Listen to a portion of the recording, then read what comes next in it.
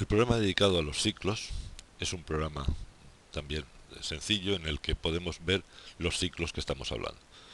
Tendremos un ciclo simple, como máquina frigorífica, podría tener sin intercambiador de recalentamiento subenfriamiento o con intercambiador de recalentamiento subenfriamiento. Podría tener un evaporador solo, dos evaporadores a distinta temperatura, incluso tres evaporadores a diferente temperatura.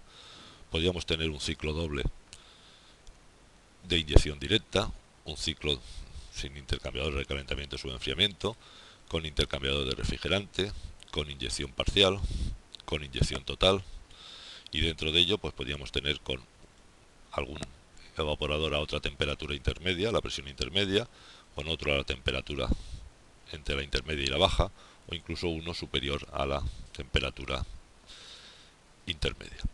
Vemos que las posibilidades son realmente grandes. A la hora de calcular un ciclo es necesario determinar qué es lo que se quiere. Lo que intentamos fijar va a ser la temperatura de evaporación, la temperatura de condensación. Esto nos indicará las presiones. A partir de ahí, lo que tenemos que indicar es un grado de recalentamiento que coincidirá con la válvula de expansión, o un grado de subenfriamiento que coincidirá pues, con la existencia de ese depósito y el tiempo de permanencia del refrigerante dentro del depósito.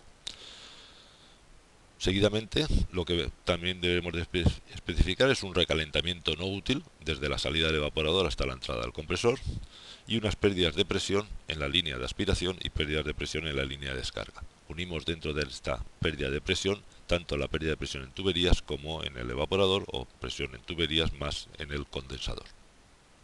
A partir de esto, lo que podemos especificar es una cierta potencia frigorífica que queremos conseguir y el refrigerante que queramos. En este caso cogemos el amoníaco y al calcular me da el ER o el COP esperado de este refrigerante, así como tanto me indica el rendimiento indicado y el rendimiento mecánico más o menos estándar. Igualmente podríamos especificar un rendimiento concreto, por ejemplo 0,7, y volver a calcular y me redefiniría otra vez el ER con este nuevo rendimiento indicado. Si ahora sobre cualquier punto pulsamos dos veces, me va a indicar las condiciones del refrigerante pues en ese punto. Observamos en la transparencia. Si lo que queremos ver es el ciclo, pues vamos a esta pestaña y nos dibuja el ciclo seguido con ese refrigerante. Como datos de salida, aparte del ER el COP, aparece el caudal volumétrico que está pasando a la entrada del compresor, la potencia eléctrica del compresor, la tasa de compresión, etcétera. Todos estos resultados se pueden imprimir, podemos imprimir tanto el diagrama, el esquema como los resultados, y aparecerán todos los resultados más significativos, así como los valores de las condiciones de cada punto.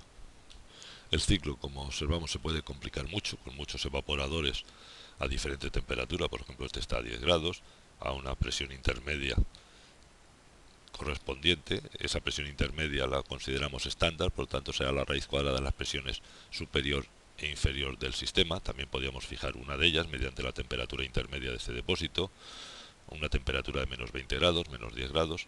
Bien, si calculamos aparece las mismas condiciones, todos los caudales que están pasando por todas las líneas, casi como todos los puntos representativos de cada uno, ¿no?, de ellos. Podemos igualmente verlo en el diagrama, lo que pasa que ahora el diagrama pues, se ha complicado, ¿no?, con la cantidad de puntos que aparece en consecuencia. Y los resultados que aparecen, evidentemente, ahora van a ser mucho mayores debido a la cantidad de puntos, ¿no?, que definen el ciclo. Bien, sin más, volvemos al ciclo simple y vemos que es muy fácil el dimensionar ciclos y ver el previsto ER o COP de la instalación. Por último, indicar que con valores de defecto se tiene la eficiencia cuando tenemos intercambiadores, el recalentamiento útil, el no útil, cómo calcula el rendimiento indicado en función de la tasa de compresión, o cómo especifica el rendimiento indicado en función de la tasa de compresión cuando suponemos estándar. Estas coeficientes igualmente se pueden cambiar. Muchas gracias.